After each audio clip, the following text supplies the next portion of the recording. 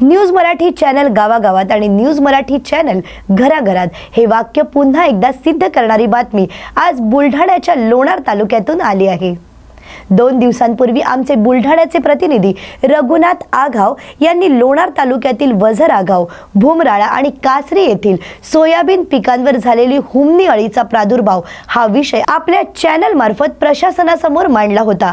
या बातमीचा परिणाम थेट प्रशासनावर झाला आणि कृषी विभागाचे तालुका कृषी अधिकारी रविराज शिदोरे आणि कृषी विद्यापीठाचे डॉक्टर पंजाबराव देशमुख तसेच कीटकशास्त्र विभागाचे प्राध्यापक डॉक्टर प्रवीण राठोड यांनी एकत्र येऊन शेतकऱ्यांना हुमणी अळी संदर्भात संपूर्ण मार्गदर्शन केले। तसेच शासनाकडे मदतीसाठी पाठपुरावा करणार असल्याचे आश्वासन तालुका कृषी अधिकारी रविराज शिदोरे यांनी शेतकऱ्यांना दिले। न्यूज मराठी चॅनलच्या माध्यमातून ही बातमी प्रसारित झाल्यानंतर बुलढाणा जिल्हाधिकाऱ्यांनी चिखली तालुक्यातील हुमणी अळीचे सर्वेक्षण करण्याचे आदेश दिल्याचेही सूत्रांकडून सांगण्यात आले आहे। कोणावर दोषारोप न करता नेहमी समन्वय घडवून आणण्याचा प्रयत्न न्यूज मराठी चॅनल नेहमीच करत आला आहे। असाच एक प्रयत्न बुलढाणा जिल्ह्यात या न्यूज चॅनलने घडवून आणला आणि तो यशस्वीही ठरला। त्यामुळे शेतकरी वर्गात न्यूज मराठी चॅनल हे जिव्हाळा जपणारे चॅनल म्हणून चर्चेचा विषय ठरत आहे। अशा प्रकारे न्यूज मराठी 24/7 हे चॅनल फक्त वरवरच्या बातम्या दाखवत नाही तर तळागाळात जाऊन खोलवरच्या बातम्या प्रभावीपणे जनतेच्या आणि प्रशासनाच्या नजरेत आणून देत आहे। हे पुन्हा एकदा या बातमीतून सिद्ध झालं आहे।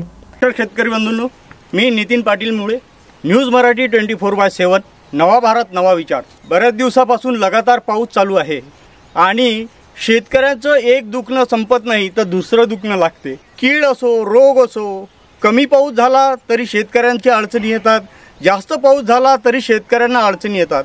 या अडचणी म्हटलं तर शेती हा अडचणीचा व्यवसाय जरी धरला पण त्यावर योग्य मार्गदर्शन जर मिळालं तर निश्चितच त्यावर मात करून आपण पुढे जाऊ शकतो।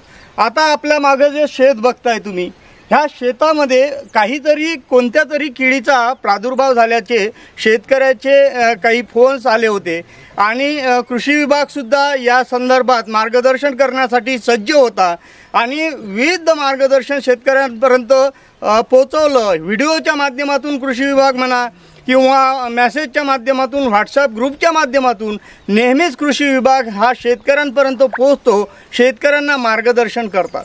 पण तरीही पण शेतकऱ्यांचा थोडाफार मनातल्या किंतु कांतू असतात। पण त्यावेळी आपल्या डॉक्टर पंजाबराव देशमुख कृषी विद्यापीठाचे जे शास्त्रज्ञ आहेत ते समोर येतात आणि योग्य ते गाईडलाईन कशा पद्धतीने असतात ते आपल्याला पाहायला मिळतात। आज या शेतामध्ये आपण आलेलो आहोत। आम्ही सकाळपासून बुलढाणा जिल्ह्यामध्ये दौरा करतोय। सर्वप्रथम परिचय करून घ्या। मी प्राध्यापक प्रवीण राठोड, डॉक्टर पंजाबराव देशमुख कृषी विद्यापीठ अकोला येथे कार्यरत आहे कीटकशास्त्रज्ञ म्हणून। सर, आपण सकाळपासून बरेच गावात भेटी दिल्या, बऱ्याच शेतकऱ्यांच्या भेटी देताना आपल्याला काही किडी व काही रोगांचा आपल्याला प्रादुर्भाव दिसला। तुमच्या गावावर मार्गदर्शन मिळेल। ही जी कीड आहे या शेतामध्ये जो प्रादुर्भाव आढळून आलेला आहे हा हुमणी अळीचा प्रादुर्भाव आहे।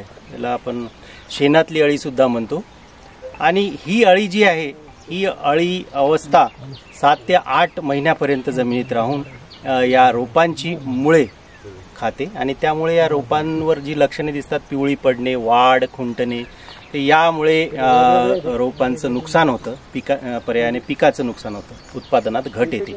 आणि या अवस्थेत जे आपण आता शेत बघत आहात इथे फार जास्त प्रमाणात हुमणी अळीचा प्रादुर्भाव दिसून येत आहे।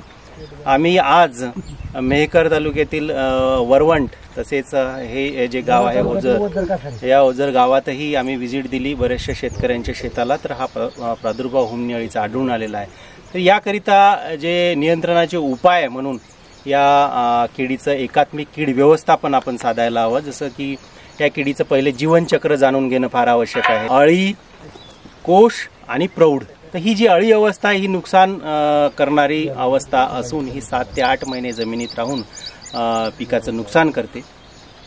तर पहिले तर या किडीचा जो प्रौढ असतो तो आपण त्याचं निरीक्षण करून तिथेच आपण नियंत्रण साधू शकतो। ते कसं की ह्या अळीचा प्रौढ जो असतो तो कडुनिंब, बोरी, बाबळी या झाडांवर जगतो आणि हा प्रौढ कुठून येतो तर ह्या ज्या अळ्या आहेत सध्या जे नुकसान करत आहेत ह्या अळ्या कोशावस्थेत जातात आणि त्या कोशावस्थेनंतर त्या कोशातून प्रौढ बाहेर पडतो. जेव्हा पहिला पाऊस पडतो मे जूनमध्ये तेव्हा त्या कोशा अवस्थेतून प्रौढ बाहेर पडतो आणि नंतर जेव्हा आपला जूनमधला पाऊस जो असतो पेरणीचा त्यावेळेस ते प्रौढ नीम बोरी आणि बाभळी या झाडांवरून सरळ इकडे शेतामध्ये अंडी घालतात आणि मग पिकाचं नुकसान तिथूनच सुरू होते. आता जी अळी बघत आहात तुम्ही ही 1 ते 1.5 महिन्याची अवस्था आहे. 1 ते 1.5 महिना झालेला आहे या अळीला.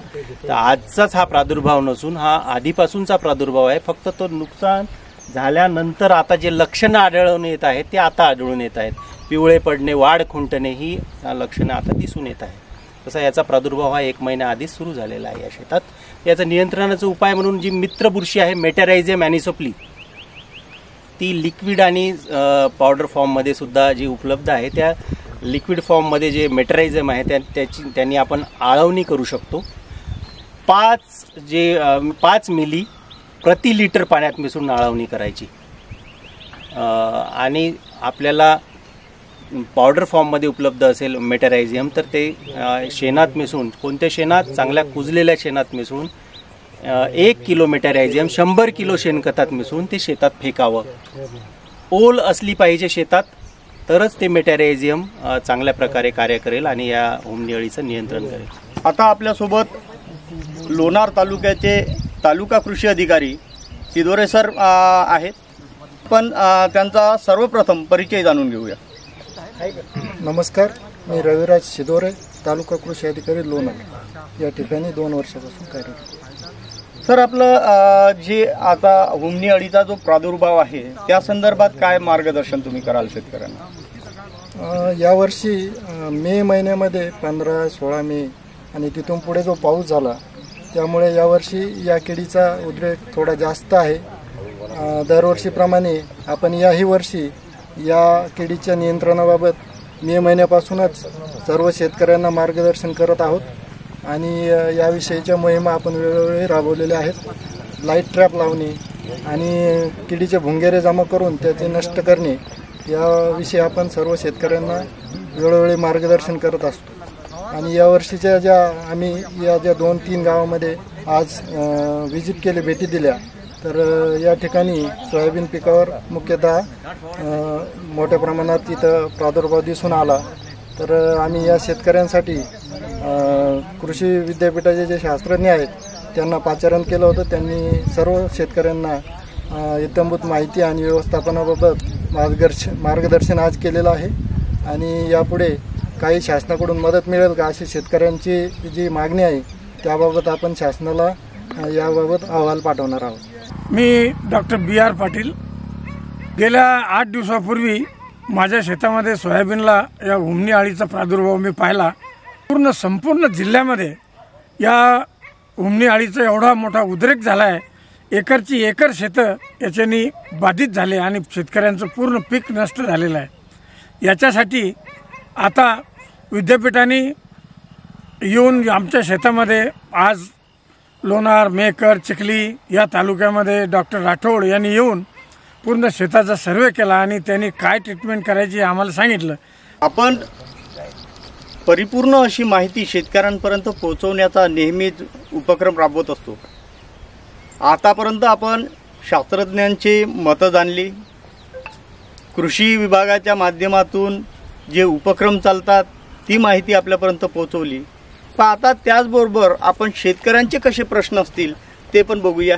सर्वप्रथम आपण शेतकऱ्यांचा परिचय करून घेऊ. आपल्यासोबत रामदासजी अगावसर आहेत जे या शेतीचे मालक आहेत आणि त्यांनी कोणकोणती पिकं आपण घेतली आहे? सर्वप्रथम आपल्या चॅनलचं मी अभिनंदन करतो कारण तुम्ही शेतकऱ्याचे प्रश्न मांडतात आणि ह्या शेतीमध्ये पिकाचा जर उल्लेख केला तर आम्ही सर्वप्रथम सोयाबीन हे प्रमुख पीक म्हणून शेतकरी त्याचा उपयोग घेत आहे.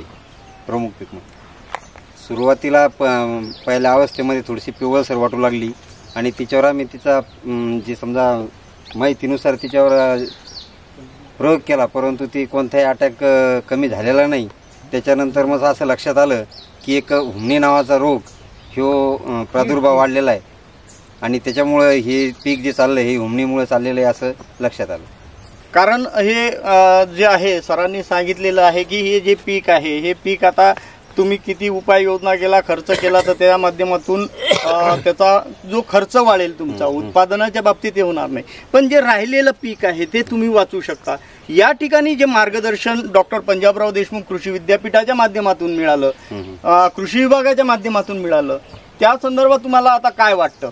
पूर्वावस्थेतून निघून गेलेलं आहे, जे राहिलंय याच्यासाठी त्यांनी जे उपाययोजना सांगितल्या हे शेतकरी करण्याचा प्रयत्न करतील. परंतु ह्या ही जी जमीन आहे हिच्यात 3 ते 4 क्विंटलचं ॲव्हरेज येतं. हिचं उत्पादन जर खर्च काढला आणि जे उपाययोजना सांगितल्यात या उपाययोजना उत्पन्नापेक्षा खर्चच हा जास्ती होऊन राहिला. त्याच्यामुळं शेतकऱ्यापुढं एक मोठं संकट आहे आणि येणारी दिवाळी कशाच्या आधारावर करायची हे शेतकऱ्याला सगळ्यात मोठं संकट आलेलं आहे. त्याच्यामुळे शासनाकडे पुनश्च एकदा मी विनंती करतो की तुम्ही कशा पद्धतीने शेतकऱ्यांना मदत करता येईल ही मी कृषी अधिकारी आलेले आहेत त्यांना पण एक विनंती आहे की बा तुम्ही तुमच्या पद्धतीने कसं शासनाला कळवता येईल एवढी आमची एक तुम्हाला विनंती राहील. शेतकऱ्याच्या लक्षात येते त्यावेळेस निश्चितच शेतकऱ्यांनी कृषी विभाग आणि डॉक्टर पंजाबराव देशमुख कृषी विद्यापीठ यांच्याशी संपर्क साधून योग्य मार्गदर्शन घेतलं तर निश्चितच या परिस्थितीवर मात करता येऊ शकते. एवढंच मी या ठिकाणी बोलेल. मी नितीन पाटील मुळे, न्यूज मराठी 24/7, नवा भारत नवा विचार. आणि या बातमीचा आढावा घेतला आहे आमचे प्रतिनिधी रघुनाथ आघाव आणि नितीन पाटील मुळे यांनी.